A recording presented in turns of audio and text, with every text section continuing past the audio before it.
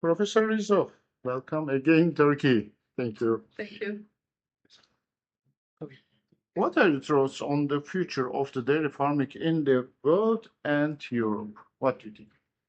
Yes, the future of the art is focused on with focus on the sustainability and the welfare, animal welfare.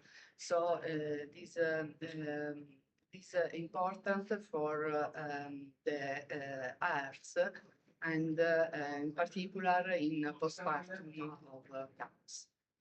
Yeah.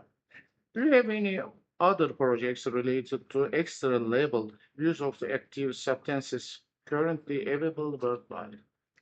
No, in this moment I haven't a project for extra label products, but I have a project for a new drug that can use for ameliorate the reproductive system. Yeah.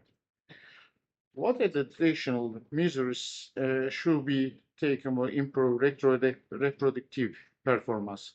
How should the genetic management of the process be structured? For